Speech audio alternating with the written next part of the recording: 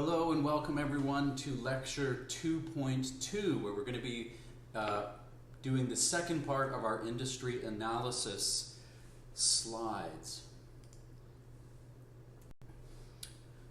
So this time we're going to be looking more at the dynamics of competition. Last time we looked at Porter's 5 forces, but now we're going to look, and one of the criticisms of Porter's 5 forces is that it's too static. It takes a rather static view of strategy. So we're going to start looking at a more dynamic view, some of the limitations of Porter's 5 forces and some alternative approaches to industry analysis, or maybe better described as supplementary approaches to industry analysis. So we'll look at some of the limitations of industry analysis. You might have already been thinking of some of those. Some of the limitations may be similar to or common to Porter's view of strategy overall, which you guys looked at in the What is Strategy article. We'll look at some supplementary approaches, the complements approach. Sometimes that's called a sixth force in Porter's 5 forces framework. We'll look at the idea of business ecosystems, the idea of business models, and we'll briefly look at game theory and competitor analysis.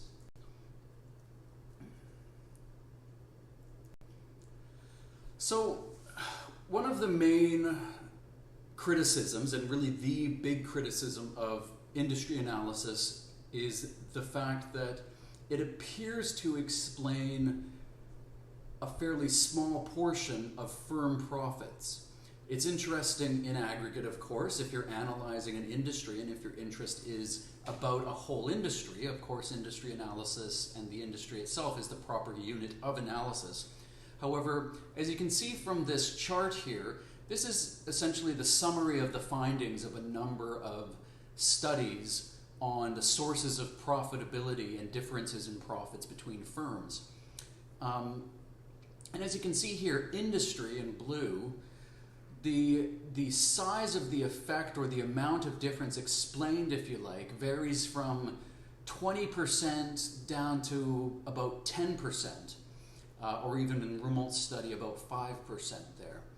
And what these studies all find, except for the top one there, which is Schmalenzi, is that actually specific firm differences and firm effects, different factors that are specific to a firm, if you take the firm as the unit of analysis, those effects are much larger and they explain a lot more of the difference in profitability between different firms than industry does. Now, what do we do with this? Do we throw industry analysis away? No, of course we don't. If you think about your own knowledge from statistics and regression, that's why we have multiple regressions. We know that there are different factors and they all contribute to the dependent variable, in this case firm profits, that we're trying to explain. And the fact of the matter is that a theory that explains between 10 and 20% of the variance is still a very important factor, a very important variable in our analysis. It remains very important and still informs our strategy. Within an industry, a firm's strategy is part of, or its position within the strategy is a firm level variable. So the effect of the overall industry, the profitability of the industry, the structure of the industry are important, as is firm level effects, of which one is strategic positioning within the industry. So industry still matters, the firm's strategy within the industry matters, but we do need to go that next level deeper and actually look at some of the specific strategies and later the resources and capabilities of the firm, rather than, if you like, the blue section here is just saying, well, is it a profitable industry or not? What's the structure? If we didn't know anything else, that would only explain between 5 and 20%. If we know about their strategy within the industry and their position within the industry, that explains a bit more, which is in the orange. So that Porter article on what is strategy, that would actually be a combination of both the blue and the orange factors. Finding the position is part of the orange, the overall structure is part of the blue. We'll talk about resources and capabilities next week. So some of the assumptions, and actually one of the things I ask you to look at in your reflections is what are the assumptions of this article? And I don't mean what should you do or what should you assume as a result of the article. What I mean by that is, what do the concepts and the model presented in the article assume? What do they take as their foundational assumptions or some of the constants in their model? One of the criticisms of Porter's framework, of the 5 forces framework specifically, is first of all that industry structure drives competitive behavior. This has been called, I'm going to try to add some notation here using my iPad, so I'll be looking down for a minute, but it'll be a bit better handwriting than I've had here up till now. Porter's model is sometimes called the SCP model, which stands for Structure, Conduct, Performance. The view is you figure out your industry structure, that determines your position or your conduct, which then the result is the performance that you're looking for. And that is very much the Porterian view. Figure out the industry, then decide a position within the industry, and then hopefully that should lead to profitability, assuming you have strategic fit and a good position. It does somewhat assume that industry structure is fairly stable. Now, Porter argued in the article that you guys read, what is strategy, that actually having a good position is actually a good way to approach an industry that is changing. But the fact remains that industry analysis, if you're analyzing the industry, you're analyzing it at a point in time. Now I ask you guys to look ahead and see which way it's trending, but if we're going to be analyzing the industry and forming strategy based on an industry structure, or even choosing a position based on an industry structure, we're assuming some degree of stability. If it was completely unstable, well, why bother with it at all? So it's not necessarily an untrue assumption. Every industry structure has stability along a continuum between constant change of everything and no change. Now, of course, there is continuity simply by virtue of the fact that industries have customers that are sticky, users of their products that tend to at least need service for the life of their product unless it's interrupted by some new product that customers adopt quickly. There's also a stickiness to the people who work in the industry. Unless the industry is suddenly destabilized catastrophically, you still have the same people, the same organizations competing, but these things do change. Competition that derives from this structure, conduct, performance model can actually change the industry structure. It mentions Schumpeterian competition there. Schumpeter is really the godfather of innovation studies. And Schumpeter's book, Capitalism, Socialism, and Democracy, a very famous, very readable book in the economics genre, he noted that every industry is always trying to innovate, and these new innovations, and even if it's not within the industry, entrepreneurs from outside the industry are trying to innovate, and sometimes those innovations destroy the market itself, or maybe just overthrow current leaders and disrupt the industry. The second variable here, or additional consideration to the structure, conduct, performance model, or sometimes it's also called the IO model, industrial organization. Porter was, I've done that as if it was inputs and outputs. Let me erase that. The IO model, industrial organization. Another criticism of it is that actually we now exist in an era of hyper-competition, that competition is so intense, especially in the last 20, 30 years. Innovation changes things so quickly that all competitive advantage is temporary and elusive. Porter addresses that in his What is Strategy article. I agree partially with what he says, that your best strategy in that case isn't to just keep running on a treadmill trying to find the next big thing. Rather, your best move would be to try and find a durable position that you can defend over a long time. However, the fact of the matter is that companies do now compete in situations of hyper-competition, the quick advances in technology. None of us were really talking about consumer AI 5 years ago. That's a very disruptive technology that's come into the field and is disrupting every industry. So the what we derive from these additional factors, hypercompetition and innovation, Schumpeterian competition, is the fact that, yes, it's true that industry structure can inform what competition looks like, but actually it can also go the other way. And the strategies of the firms within the industry also change the industry structure. Also, another limitation is that a five forces analysis sometimes will not properly account for industries that are winner takes all. So, traditional five forces model, let's say you only have one or two firms, you say, hey, this must be an attractive industry, or at least that aspect of it. Rivalry is operating at a low level of intensity. There's only one or two firms. This should, in theory, boost the profitability of this industry, right? When our forces, our five forces, when those decrease, profits increase, and vice versa. So theoretically, if there's only one or two firms, that should be a low force, low industry rivalry. Also, when we have low industry concentration in our focal industry, that tends to increase our power as a firm in the industry versus our buyers and our suppliers. Or to put it another way, if there's only one or two firms, that should tend to decrease the power of both buyers and suppliers, which is still true, but there's this other aspect that kind of upsets these assumptions, or upsets these results we get from a five forces analysis, and that is this thing called network effects. And network effects create these winner-takes-all industries.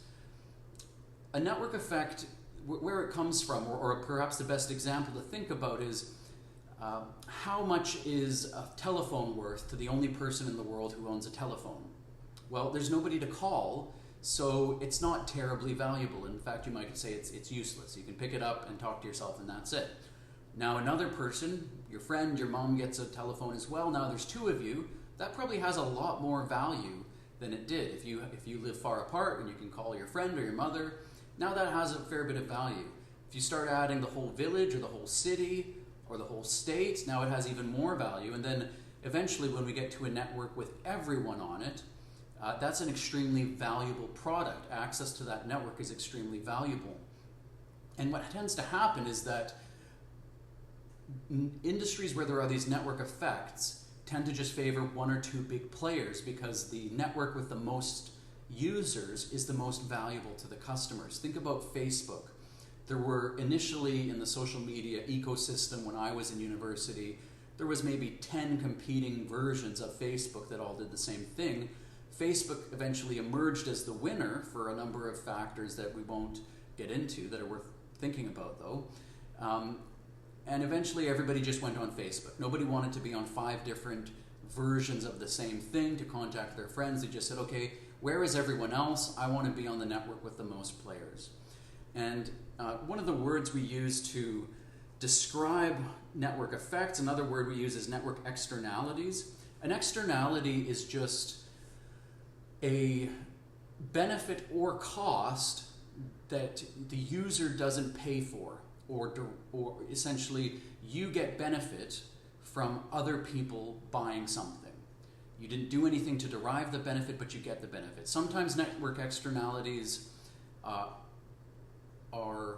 have winners and losers. Sometimes it's just a win-win. For example, with the issue of pollution, if Dow Chemical, to take an example, not that I know they've done this, but if a chemical plant dumps a bunch of their pollution in the Mississippi River and doesn't treat it, that saves them money that they would have had to spend treating it. However, the cost then is distributed to everyone who's impacted by having a filthy Mississippi River. With networks, if I'm the only user on Facebook and then all of a sudden a million other people adopt it, I get more value from Facebook, from that network, without having to have paid any additional cost. The adoption by the network of other users increases everyone's value at the same time. And again, that tends to just favor whoever's the biggest network. It's a winner-take-all industry. We see similar things with video games, especially before cross-platform play or cross-platform gaming became common. Everybody either wanted to be on Xbox or PlayStation so they could play online on the networks created by Microsoft and Sony.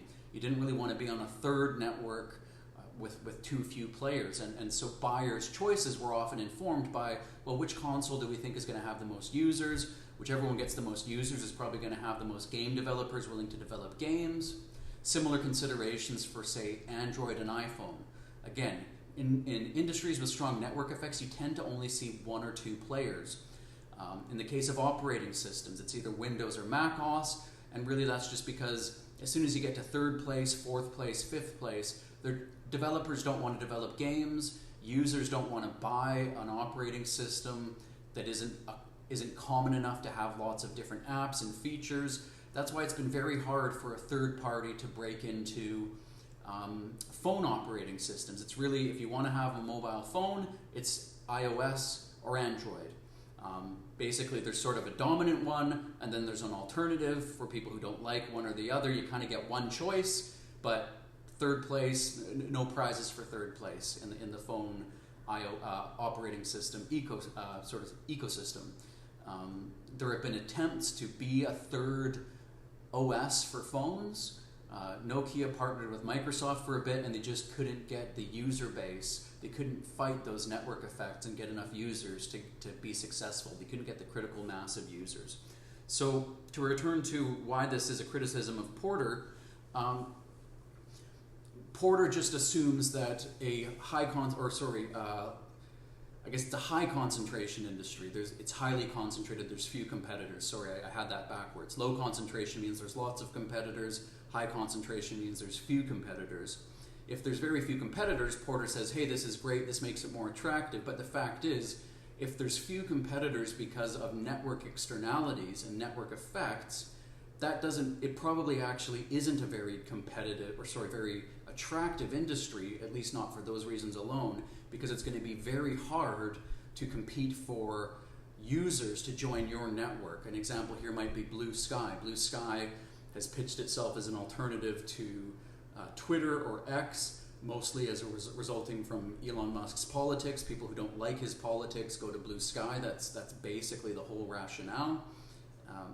But it's struggled because you just can't get off the ground without a critical mass of users. You can't reach other people who haven't also left for Blue Sky. Same thing with Donald Trump's Truth Social. That's sort of a Trump version of Blue Sky. And again, there's just not that many people on it. There aren't enough people on it for it to become popular. It's just really hard to unseat the current king in a network industry. There's lots of good YouTube videos on this, Investopedia, things like that, if you want to look more at network effects. But for a lot of you, network effects may be a consideration for your industry, especially if you're doing software or a platform, iOS, Microsoft, Apple. These kind of things are all industries where network effects are. Video games, same thing. All industries where network effects are a critical part of the competitive environment that Porter just doesn't really have a framework for, or a place for in the Five Forces framework. Another supplement in this case, I'd say, to the Five Forces, and you can view network effects as a supplement, or perhaps it just needs to be a correction to your Five Forces analysis. You find that it's highly concentrated industry with only one or two or three big players, but if network effects are what's driving that concentration, it may not be as attractive in terms of industry rivalry, and you might just have to correct for that or add a note for that. Complements can be more easily worked into Porter's Five Forces.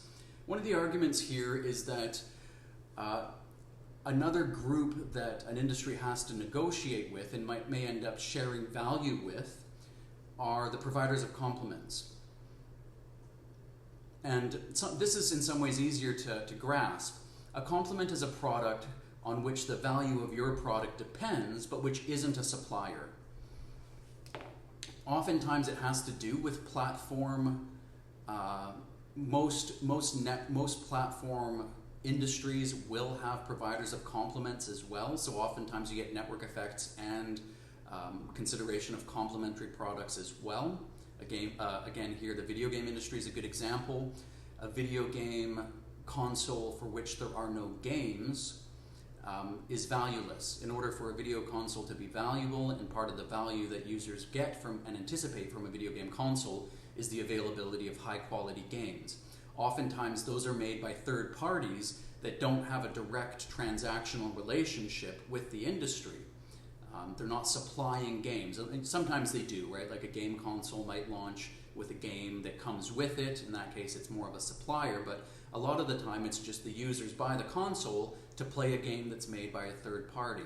Likewise with the video streaming industry, you get your Netflix subscription, and part of what you're buying is access to movies, shows that have been produced by a third party with which Netflix has no real relationship aside from perhaps a licensing agreement. So it's not a straightforward buyer-supplier relationship between Netflix and who they're buying their film from. Sometimes they have backwards integrated and produce a lot of their own content, but they also buy content from third parties that creates value for the user.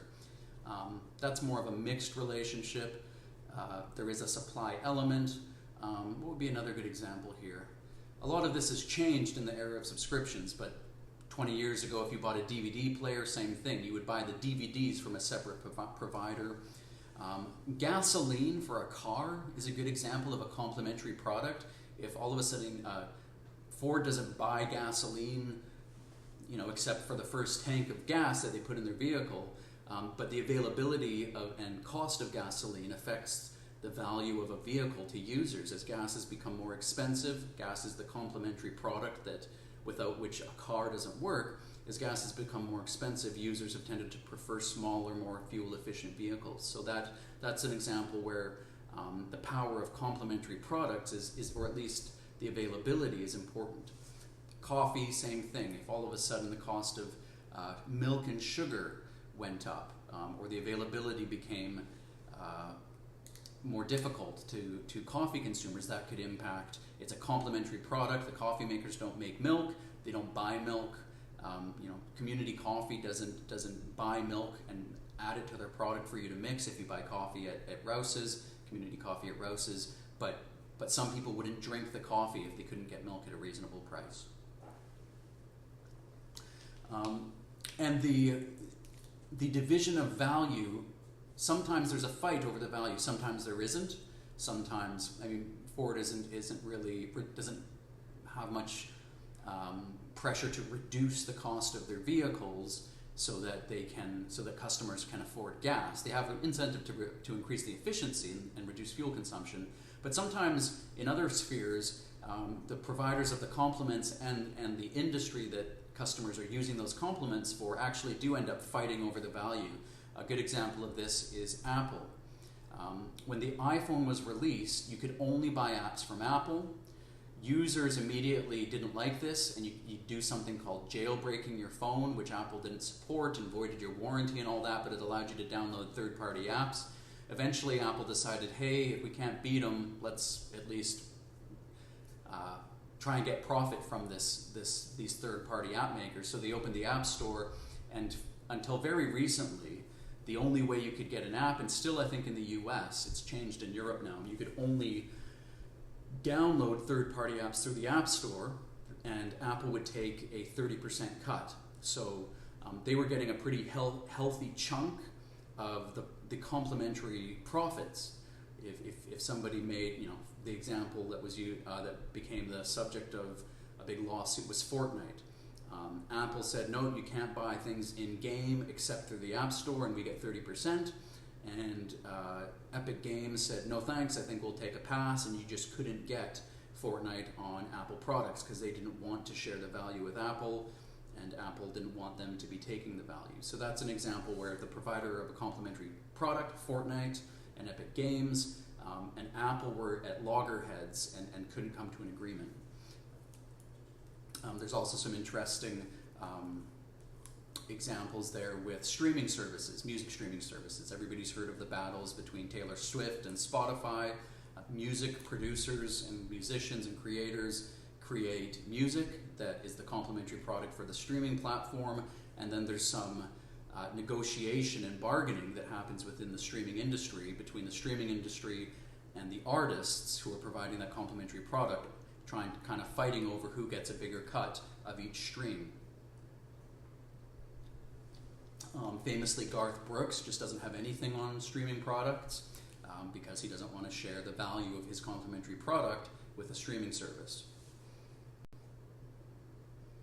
Another, I'd say in this case, alternative view to the five forces view of an industry structure is the business ecosystem view. I'll post a video about this. Essentially, rather than viewing an industry in terms of sort of three-way competition for value, kind of a what we call a zero-sum game. Every dollar the industry gets from a customer is a dollar of value the customer loses.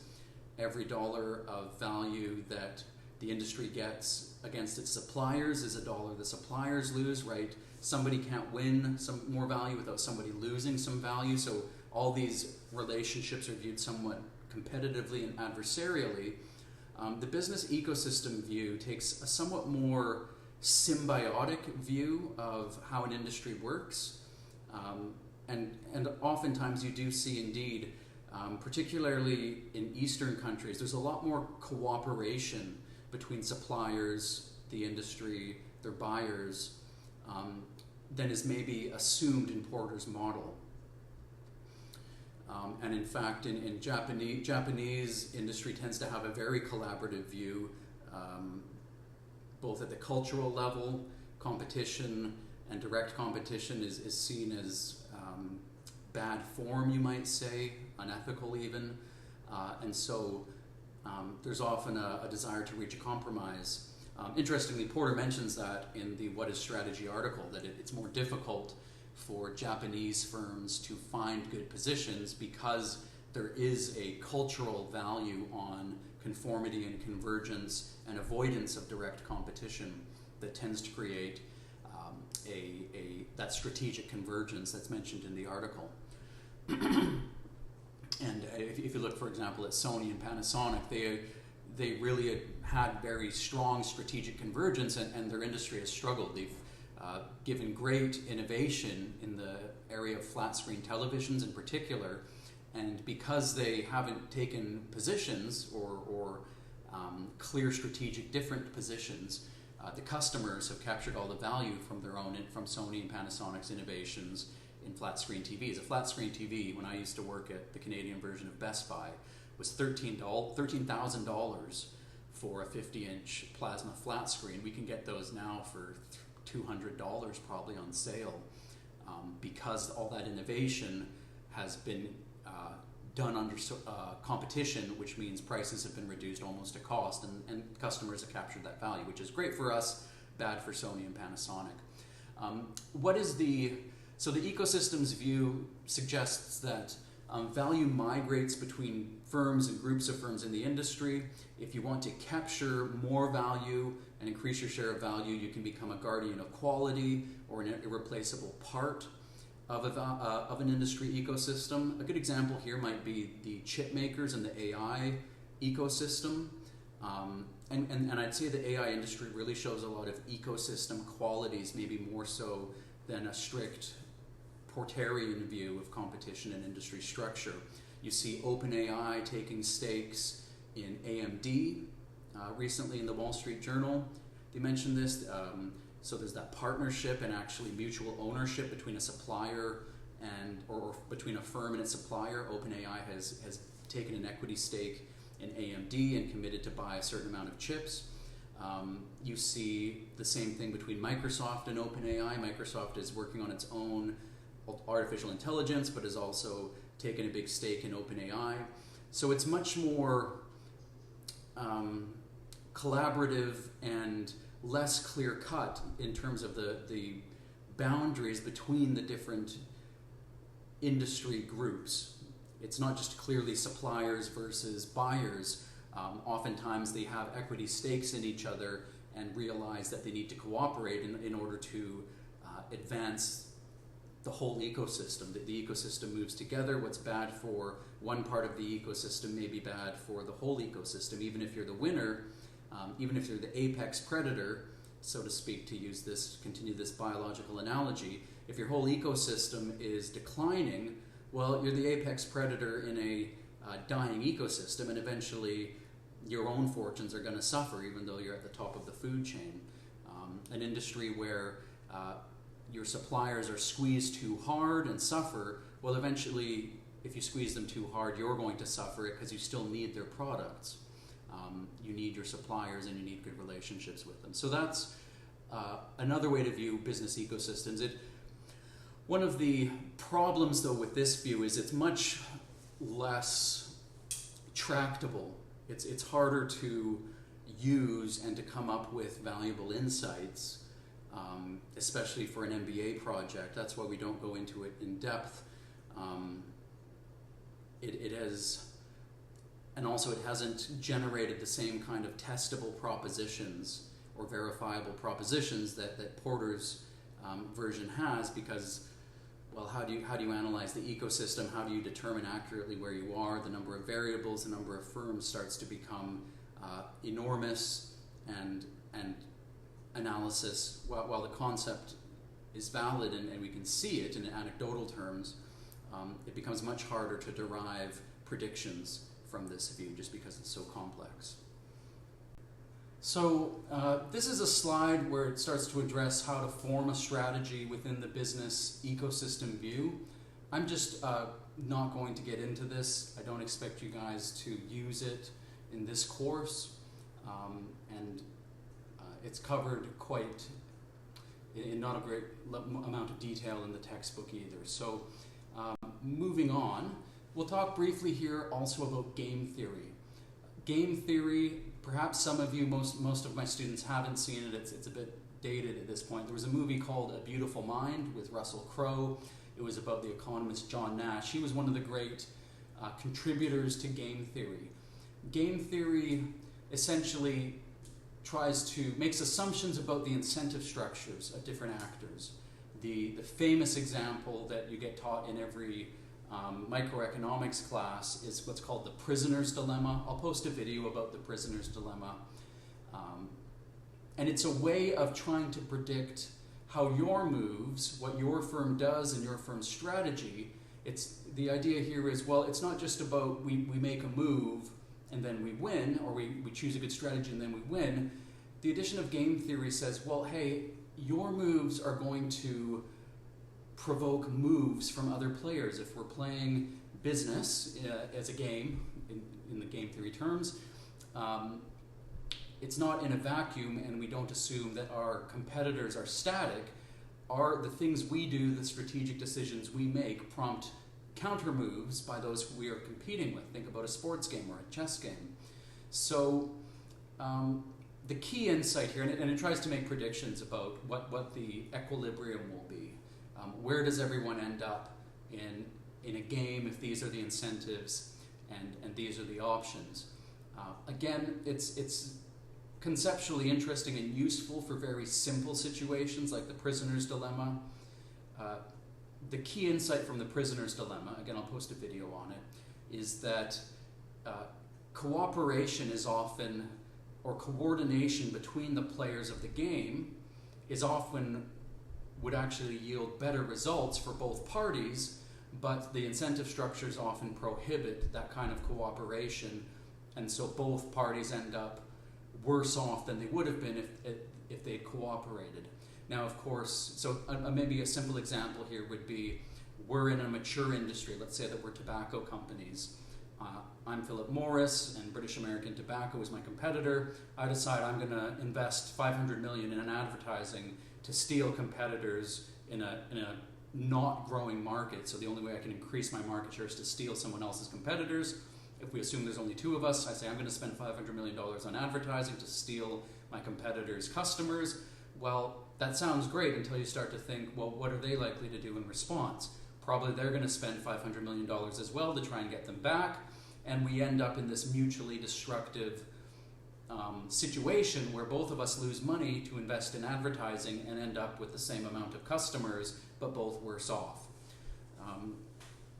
And so it provides some insights and into how competition can play out and potential strategies. If there's a way to cooperate to avoid mutually destructive competition, that's often in the interest of all the players, all the firms that are competing.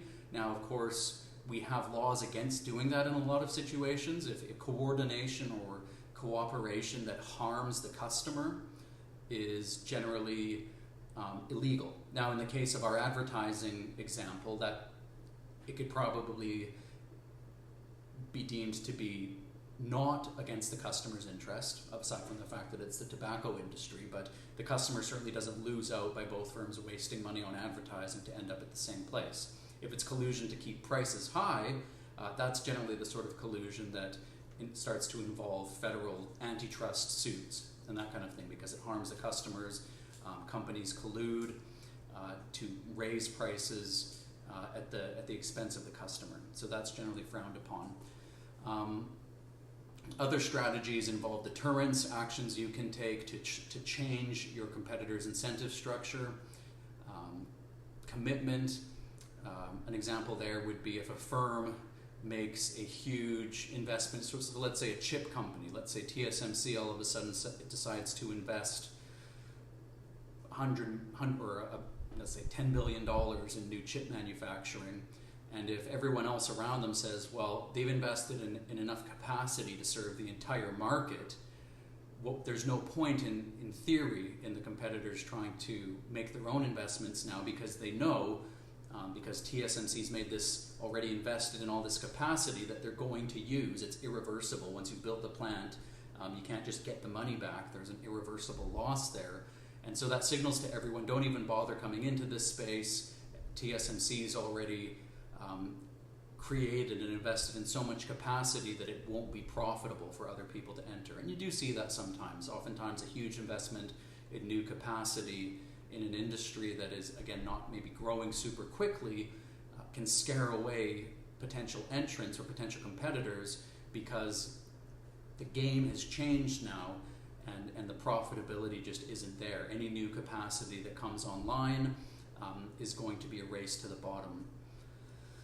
Signaling is also a potential strategy. If there's a way to communicate your intended strategy, this starts to look almost like geopolitics and military strategy. If you can communicate to someone what you will do if they take a certain action, then maybe that changes their decision about what action they'll take. In military terms, if you use the credible threat of retaliation, if the president goes on the record saying, if you do this, we'll do this, that might be enough to avoid a situation where, let's say, a foreign country was going to invade another foreign country, and the US said, if you invade them, we're coming in, we're going to war, and maybe they say, okay, that changes what we thought the game was. Whereas if you say explicitly, again, the president says, we're not going to get involved, well, maybe in that case the foreign actor says, actually, we will invade them because we think we can take them, and if there's no foreign interference, we should be okay.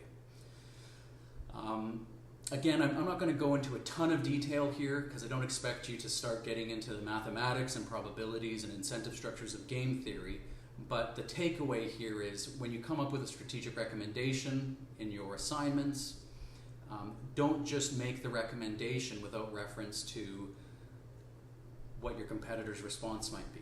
You come up with a great strategy or a great investment idea, you need to think a couple of steps ahead and say, well, is there likely to be a response? How will this play out? If we invent a new product, will other competitors imitate that or release their own versions of the product? If we decide to diversify into a new industry, how are the incumbent firms likely to respond in that industry? It mentions the problems here. It's good at explaining stuff that's already happened, but not great at predicting future behavior. It doesn't make a lot of testable and verifiable propositions. Part of the reason being, again, that there's just too much complexity. The incentive structures for firm actions are very complex. There's all sorts of other variables that impact the outcome of a game, right? Think about a football game, and strategies are formed, but maybe it starts raining, or maybe a player gets injured. All these sorts of unpredictable things that make it difficult to accurately predict the future. It also mentions the fact that there's a lack of an integrated general theory. it's basically the same idea here. There's so many different versions of game theory for different situations. Just wouldn't make sense to have you guys use it, and it hasn't, unfortunately, it hasn't provided great tools outside of very simple two-player games. It's fairly easy to predict what moves people will make in a one-step, one-decision, two-player game. As soon as you add like an industry with 50 players or more and a series of multiple decisions, it becomes very difficult. Even with 2 players, if you think about, okay, a one-move game versus, they each have to make a decision about whether they make a bet or don't make a bet. Well, if you turn that into a 2-player chess game, it becomes very hard to predict, okay, if chess player 1 starts by moving his pawn here, how's the rest of the game going to play out? The compounded probabilities, again, become intractable. Although, who knows what happens with AI computing power. I know there's some very sophisticated chess models, right? That's what chess models do, is try to predict, or computer chess games try to essentially chart the most optimal moves given any player move. The human player makes a move, the computer charts out all the different ways things could pan out based on that one move, and then chooses the course most likely to lead to victory. So who knows, game theory perhaps makes a big comeback here with AI computing power, but for you guys, none of us have time for that. So, where do we end up with some of these, and how do we bring together the first part, our last lecture on Porter's 5 forces, industry analysis, with some of these new tools or new limitations on the 5 forces framework? Well, we have here a framework for how to analyze our competitors. And that's what we're getting at with, especially with the game theory, is, okay, you don't need to use game theory, but how should you incorporate your competitors and analyze them as part of your strategy? First thing to do is figure out what's their strategy. What are your competitors' goals? Are they meeting their goals? Are they currently, do they have good strategic fit? Do they have good strategic alignment based on those activity clusters and those complementary activities mentioned by Porter in what is strategy? Are their goals likely to change for any reason? And I want you guys to be thinking about this. Who is your main competitor? What are their goals? How's their performance? And most of this can be derived from the 10K in the business press, same way you would analyze your own firm. Figure out what their strategy is. Are they competing on cost? Are you competing on differentiation? Are they competing? Is it a variety-based position and yours is an access-based position? How do you guys fit together? What's the nature of your competition? Is it direct competition, or is it more limited because of different positions and different segments? What assumptions does a competitor make about the industry in itself? What does the competitor think its advantage is based on? Again, that should be easy to see from their strategy statement if they have one, or if not, on how they're investing and what the industry press says their competitive advantage is based on. What are their key strengths and weaknesses? You want to do a SWOT on your own firm as well as a SWOT on theirs. And then from these inputs, you try to make some predictions about your competitor, their current plans, and how they might respond to your plans. What changes do you think they're going to make in their strategy based on your analysis? And also, how do you think they'll respond to any strategic initiatives that your firm might take? So this is where we start to get from that industry level analysis to a more zoomed in view now of our firm, our assumptions about the industry, our strategic position, and then looking at our most important competitors, or maybe just one competitor, and where they're going, how that will impact us, and how our plans might impact and provoke reactions from them. So here's a summary of what's covered and some of these additional considerations, particularly reference to an analysis of our competition, the importance of network effects, the importance of complementary products that both add value to our product, but in some cases become competitors for value capture, all of which you guys should be considering as you form your recommendations in your analysis of the industry. For some of you guys, the importance of complementary products might be significant and a significant factor in the structure of your industry. For some of you guys, maybe less so. Good. Good to see you all, so to speak, here. Looking forward to our sessions next week. Have a great weekend.